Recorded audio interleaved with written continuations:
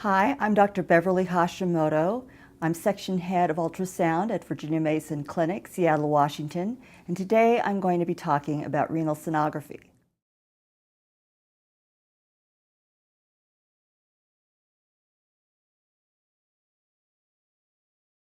Well, renal sonography is a very unusual topic in that although for ultrasound it's very easy to see the kidneys, in fact, renal lesions are commonly missed because they're very difficult to spot. And so, like this cheetah, it's very important that an imager, as they're looking at the kidneys, looks at them very, very carefully in order not to miss lesions. Well, why do we miss lesions in the kidney? Well, I'm going to divide this talk into 4 different topics because these are the major reasons why we're missing lesions, and they include sonographer training issues, non-visualization of kidney lesions, pitfalls in hydronephrosis, and then the pitfalls we see in imaging renal masses. Sonographer training issues are a critical part of the reason why we miss, frankly, any kind of abnormality in the abdomen. And some of the reasons are that the sonographer is inexperienced. In other words, they're a kind of imager in that they see but don't observe. So they just take pictures instead of actually taking pictures which are diagnostic. And in doing so, they may miss lesions. And if they miss lesions, then you as a radiologist will also miss these lesions. It's therefore very important that your sonographers are well versed in renal abnormalities and can spot these abnormalities readily. Well, the normal appearance of the kidney is generally something that all sonographers and all radiologists are very well familiar with. That is, it's a reniform object, it's between 10 to 14 centimeters in length. The kidney should be symmetric in size with medium echogenicity and a cortex greater than or equal to 10 millimeters. So how do we make errors in appearance? Well, sometimes the kidneys are normal appearing to us, but in fact they're really abnormal. And the reasons why we miss this abnormality are, first of all, if the size of the kidneys is abnormal and yet measurements are not present, or we don't remeasure the lesion.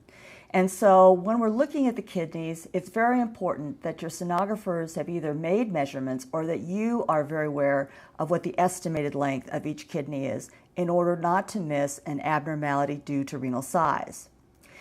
We also miss renal abnormalities because there are standard renal pictures which are just omitted from the actual exam. And so, for example, if you have an abdominal ultrasound and you're missing the picture of the right kidney with respect to the liver, you may not realize that the echogenicity of that kidney is in fact abnormal. Abnormal orientation is a more difficult problem to miss because unless you're actually scanning the kidney, you may not realize that the kidneys are abnormal in orientation. And so it's important that if you are not directly scanning the patient, that you are aware of what that orientation is by your sonographer. And then finally, it's very important that whenever you see the kidneys in an image, you're able to see all the borders of each kidney. Well, here's an example of a 36-year-old woman with pelvic pain, and this is the right kidney. And is it normal? Well, in fact, it's too large. It measures 15.3 centimeters in length, and this woman only has one kidney. So it's very important in this case to have had that measurement so that if you don't see the left side, you have a good reason as to why you're missing that left kidney. Here's a 70-year-old man with bacteremia, and the reason he came to us was to rule out gallstones. My sonographer said that the exam was normal, but as I was looking at the exam, I thought that the echogenicity of the kidney was abnormal compared to the liver. And so I called that and later on reviewed the patient's chart and found that in fact this patient did have an elevated creatinine. Here's another case, 44-year-old woman with possible hydronephrosis. Well, if you look at these kidneys, there's no hydronephrosis, but do you see any other abnormality? In the right kidney, you might say, well, maybe there's a cystic lesion here. In fact, there's another important problem with both kidney images, and that is that you don't see the lower poles. And so one of the critical aspects of a kidney examination is that you see every single border. And in fact, this kidney was a horseshoe kidney. And what that sonographer didn't tell you was that the orientation of both kidneys was abnormal. And so the lower poles aren't seen because she originally missed the fact that they were connected to each other. Now, sometimes the sonographer will come to you and say, I don't see one of the kidneys. And when this happens, it's very important to have some kind of differential in your mind in order to problem solve why you may not be seeing that kidney. And so possibilities include the fact that perhaps the sonographer is using poor technique, or the patient's just difficult to scan. Another reason may be that there's a congenital abnormality here, so that, for example, the patient has agenesis of the kidney.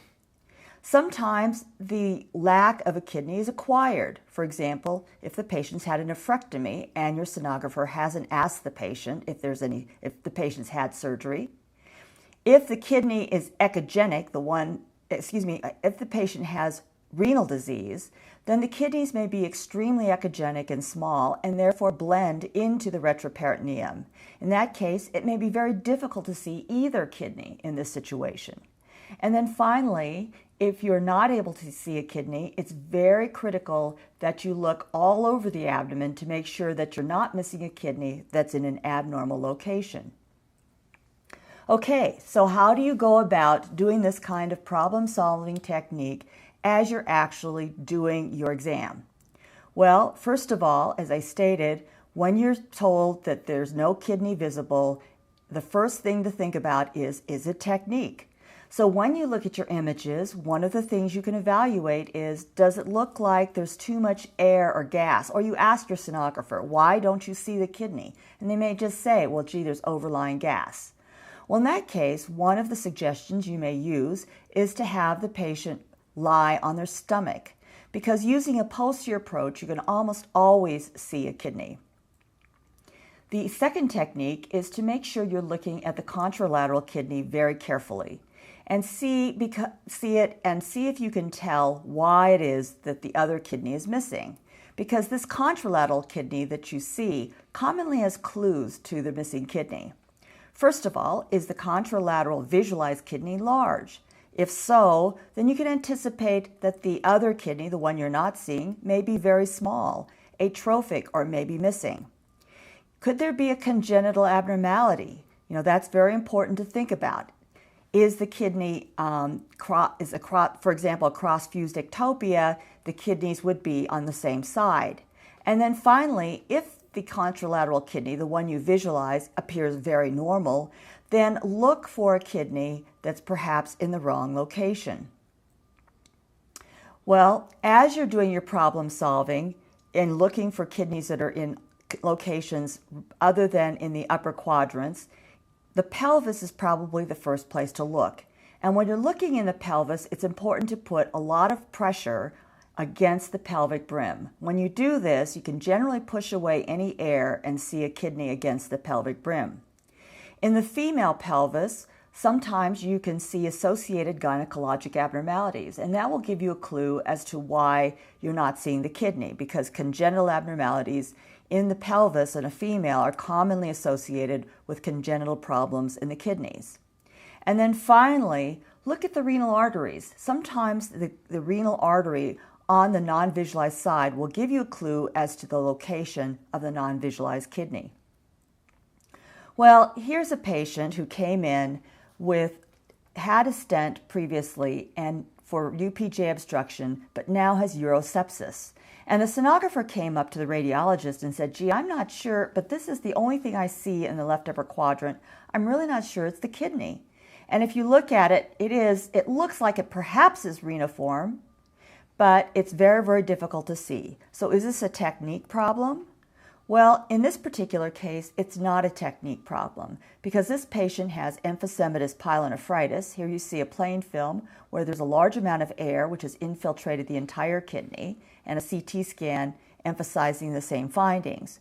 With this air interspersed throughout the kidney, then it makes the image, the ultrasound image of the kidney, very distorted. Here's another man, 48-year-old with elevated creatinine. he doesn't have a kidney which is visualized. His left kidney looks normal, however. So what should we be thinking about?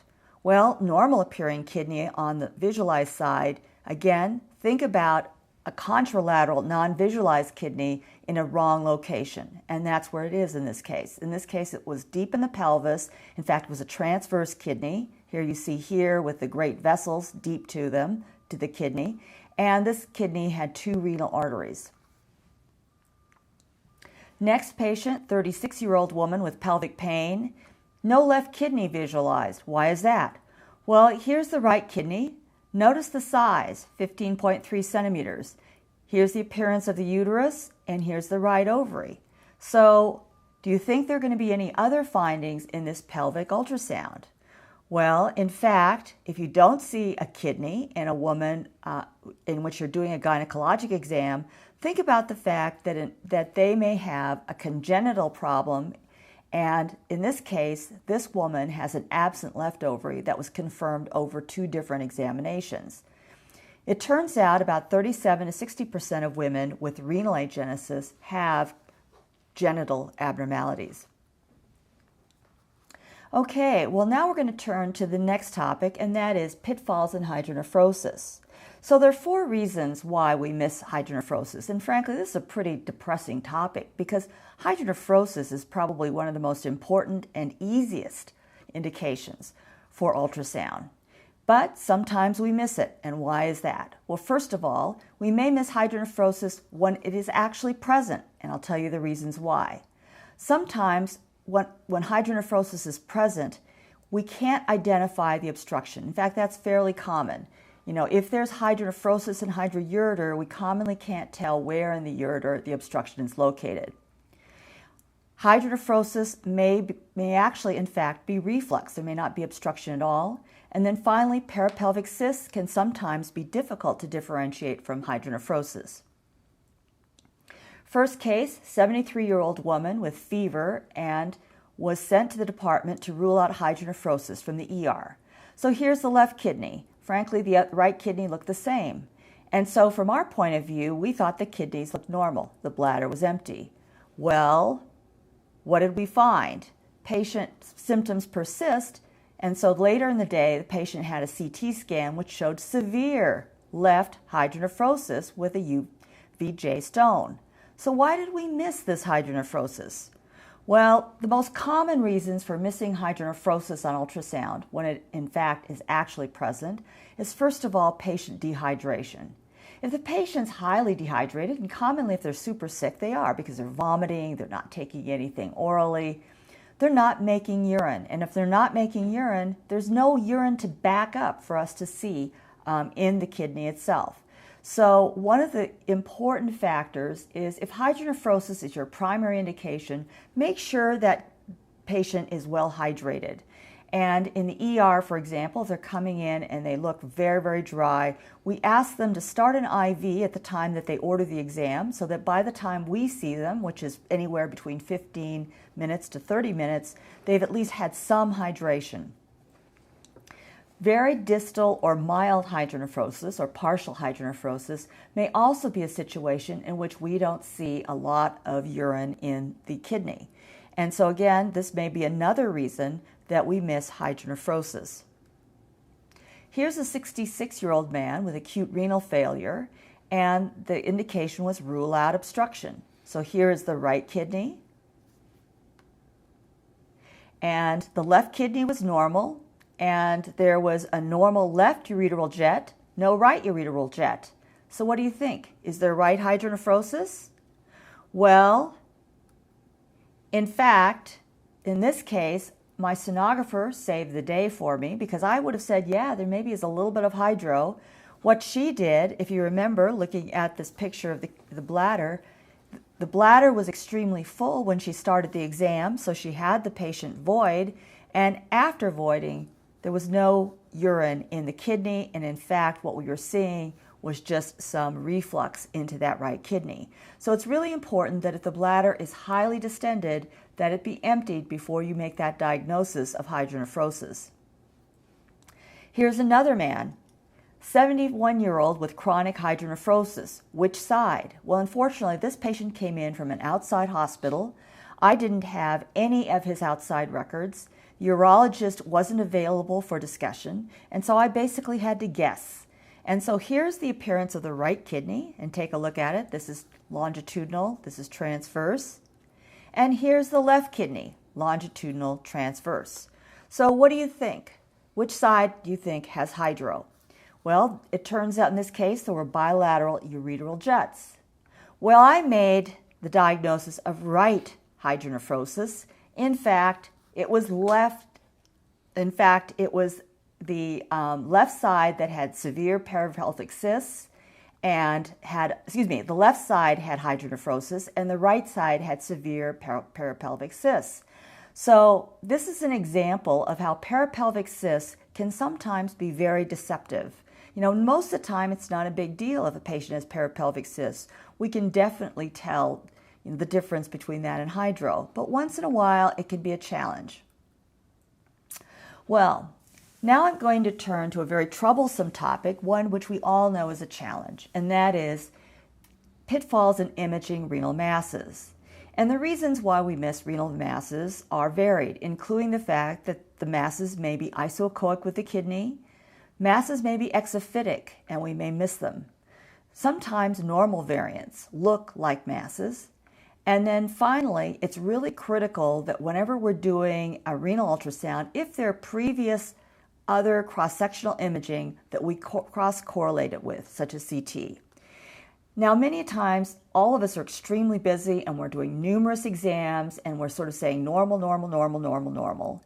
And as we're going through our day, we quickly look at the kidneys and we pass them because they look basically normal.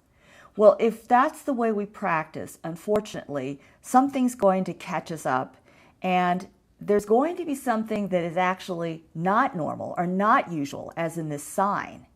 And we're going to miss it because like these commuters, they're sort of immune to looking at their environment and they're just saying, oh, it's the same old, same old, same old thing. And they're going to bypass this sign and not realize that it is very unusual. Okay, here's a 42-year-old woman with epigastric pain. So this case I called normal. However, is it normal? Well, CT scan was later done, again because the patient's symptoms persisted, and in fact, this patient had an abnormal renal mass, turned out to be renal cancer. This, in retrospect, was the closest picture we have to that area. And you notice one of the things in retrospect that I really should have keyed in on is that this area of the kidney certainly is asymmetric compared to the rest of the kidney. Now, if you're going fast, and this is the only picture, which it was in this abdominal ultrasound, it's easy to just sort of pass it and say, oh, the sonographer was just slightly asymmetric. But it's really important, in fact, to be very careful. And if you see asymmetry in terms of what looks like cortex, renal cortex, it's important that you send your sonographer back, take a closer look, make sure there are no renal masses. Here's another patient. Man comes in with bloating, right upper quadrant pain. Well, in this case, here's the right kidney. It was echogenic, but the radiologist and sonographer did notice the fact that there was asymmetry of the cortex, and in fact, this turned out to be a renal cancer. And color Doppler can be very useful. If you're not sure you have an isoechoic mass, color Doppler is a very useful way to delineate these renal masses and separate them out from the rest of the cortex. The 74-year-old woman came in with abdominal pain, and here's her left kidney. See anything unusual? Is there any reason to take another look? We'll look at it carefully because this pitfall was one I showed you earlier. In that, notice lower border. We don't see it well, and in this case, if you don't look carefully, you're going to miss this renal mass. So again, all the borders on your kidneys have to be well documented. If you're missing a border, you have to send your sonographer back, take another look. Okay, there are other pitfalls that one runs into when one sees renal masses. And one of the biggest problems is that benign masses and malignant masses have very similar appearance. Second of all, anechoic versus hypoechoic masses can be very difficult to differentiate. So it can be difficult to tell whether something's a cyst versus a solid, especially depending on the imaging of the patient. Third problem is circumscribed margins. You see a mass, it has circumscribed margins. Do you always call it benign? If you look at a anechoic or hypoechoic mass and it doesn't have color Doppler, does that automatically mean that it's a cyst? And then finally, it's really important to look at the patient's clinical history and review any previous exams if you see an unusual renal mass. Here's a 69-year-old woman, and she had left kidney area pain. And this was her left kidney, and notice there appears to be some thickening or asymmetry in the mid-kidney. So the question was, is this a mass? Well, we had no other comparison imaging, and so we did ask for a CT in this case, or an MR. And what did we see? In fact, there was no abnormality. This was a normal column of Bertin. And column of Bertins occur in 6% of adults. One of the ways to differentiate column Bertin from abnormal renal masses is the fact that there's no outer contour abnormality. Here's a 71-year-old man with chronic aortic dissection. And in the kidney, we notice this sort of echogenic area. So is it a mass? Is it scarring? Well, when we looked at the patient's previous CT scan, we noticed that in fact there was some thinning here, and this is just again a congenital abnormality. It's junctional parenchymal defect. This is a fusion defect when the anterior and posterior ranunculi of the kidneys fuse, and it's located anterior and superior in the kidney. So if generally it's in the junction of the upper 1/3, lower 2/3 of the kidney in the anterior aspect. And if you see that, think junctional parenchymal defect. Here's another patient, unusual looking kidney, sort of sticks out here, has renal arterial flow. Is this a mass? Well, luckily we had previous imaging available, and this unusual lobulation had been present for 7 years, and this is just a fetal lobulation. 65-year-old man with back pain, and this is the left kidney. First of all, this is not a normal kidney, right? This very echogenic kidney, but in the lower pole, there's a hypoechoic mass. So is this a renal cancer? Well, it turns out in this person that it's a heavily calcified lesion, which turned out to be renal TB. So this illustrates the fact that benign lesions of the kidney really are indistinguishable from malignant ones. This is a 93-year-old man. He had just had renal lithotripsy earlier in the day. He went home and then came back through the ER. When we saw him that night, this is the way his right kidney looked, and there was a big mass in the upper pole. Well, is this malignant? Is this benign? Well, again, the renal history is very important, and in fact, this was just a large hematoma which had occurred as a result of renal lithotripsy. The 66-year-old man had a cyst on the CT, and the cyst on CT was too small to be characterized, so this patient was sent for ultrasound. Well, on ultrasound, we found that the mass was hyperechoic and exophytic, sort of difficult to see the borders. So what do we say? Is this benign? Do we think this is an angiomyolipoma? Well, you know what? It didn't have fat on the CT. And so the borders are ill-defined, at least, possibly irregular, and in fact, this was renal cancer. Another patient, 63-year-old with postmenopausal bleeding, and incidentally, we noted this well-circumscribed echogenic mass. This is incidental finding. What do? Well, in this case, we had no previous imaging, and we felt that even though it was circumscribed, that it was important to take a look at it with another imaging modality. In fact, it was not fatty, and it turned out to be a renal cancer. Here it is, the intraoperative image of that cancer. 55-year-old man with history of renal stone. And here we have a circumscribed mass, exophytic mass, no color Doppler.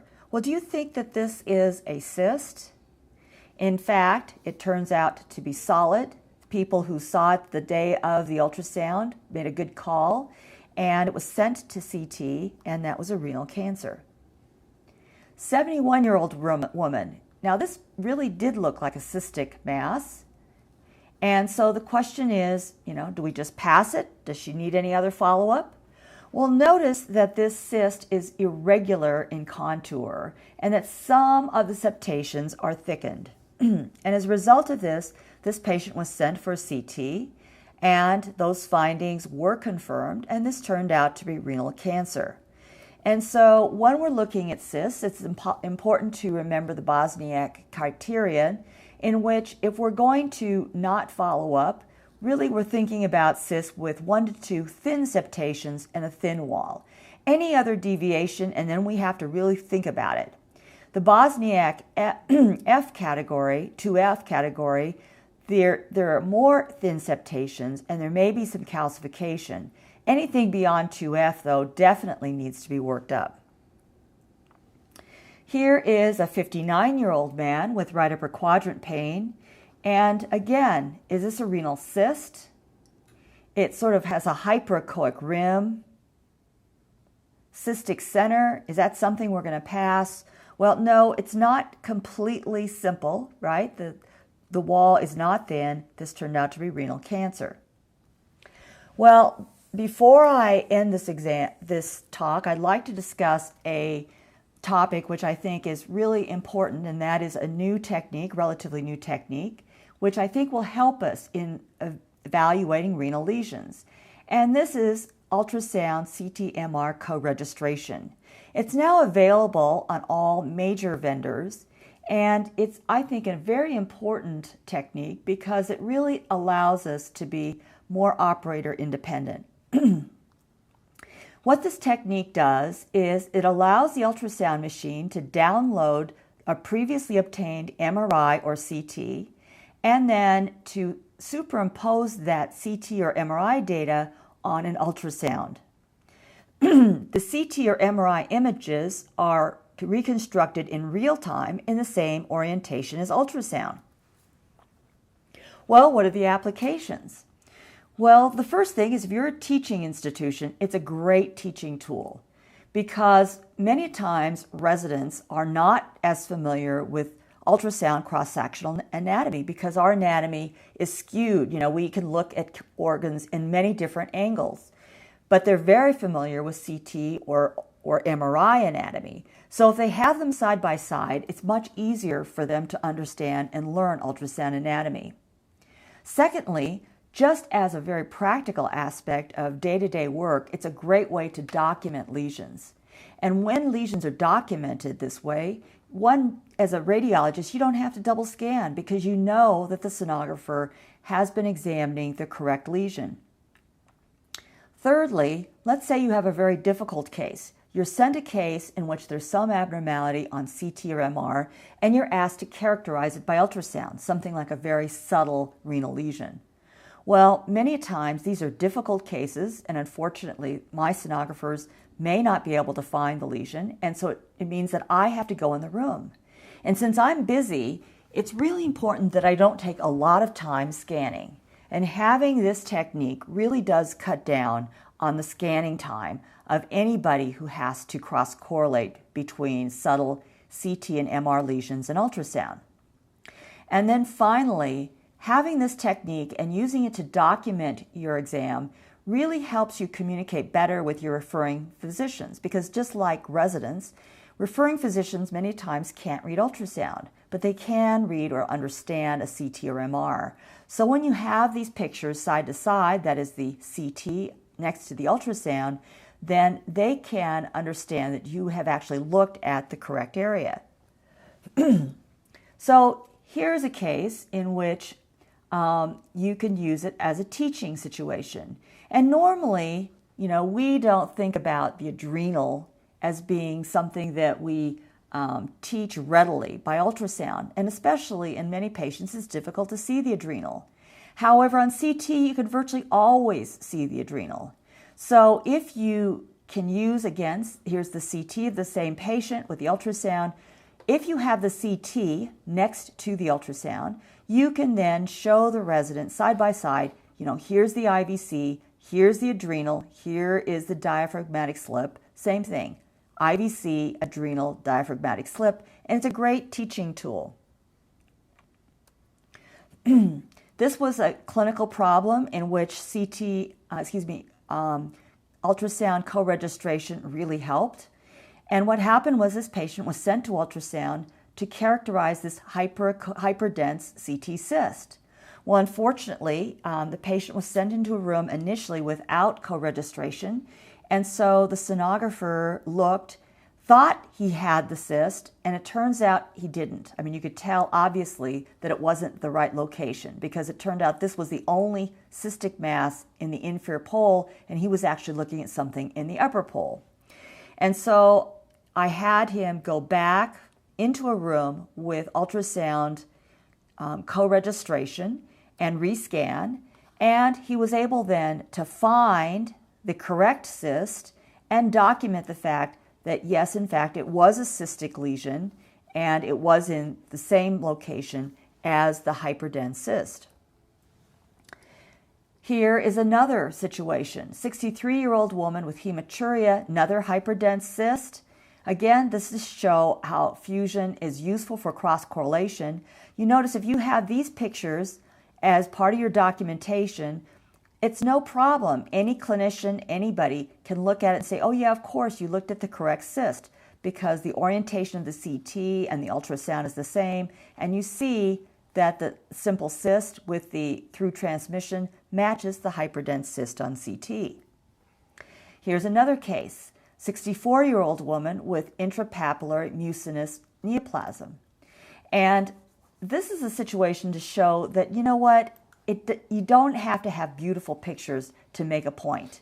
And so in this particular case, my sonographer came to me and said, you know what, I can't find the CT lesion because it was such a small lesion, it's this thing here on CT, that they were asking us to take a look at it to tell whether or not it was cystic or solid, and she couldn't find it. So I went into the room, and again, I can't spend a lot of time looking for these lesions. I used ultrasound co-registration, and I quickly started scanning, and I immediately found this hyperechoic area which matched this CT lesion. So I could definitely say, yeah, it looks like an angiomyolipoma. So in this woman who had a neoplasm elsewhere, it turns out there was an incidental angiomyolipoma in the kidney. And these aren't beautiful pictures, but it's okay. It proves the point, and that's what you need. You need documentation which is compelling. So fusion saves time for difficult cross-correlation cases. And here is just a still image showing that angiomyolipoma, because once you find it quickly with the ultrasound co-registration, then you can improve your window and sort of optimize it for the still image. Well, here's another case in which ultrasound co-registration saved us. A 60-year-old woman had 2 renal abscesses, had actually been followed by CTs multiple times, but the clinicians finally realized, gee, maybe we should reduce the patient's radiation exposure and follow this patient up with ultrasound. Well, one of my most experienced sonographers took the patient into a room, and what happened was he found one of the abscesses, but he couldn't find the other one. And he didn't use co-registration because he was pretty confident he was going to be able to find it. He's a very experienced sonographer. Well, he comes to me with this result, and I said, you know what, that's not good enough. We got to find both abscesses. So I sent him back and said, use the co-registration. And once he did that, he immediately knew he could find it. And so here it is. So the lateral abscess is yellow, medial abscess is red. We could definitely see both of them, okay? And then once we could see where we were, we could then optimize the image and look for and make a better picture for the report itself. So here's an example where co-registration, without it, we would have missed that second abscess and really looked silly. So here's an optimized image of the abscess, which we could not find once we knew where it was located by co-registration.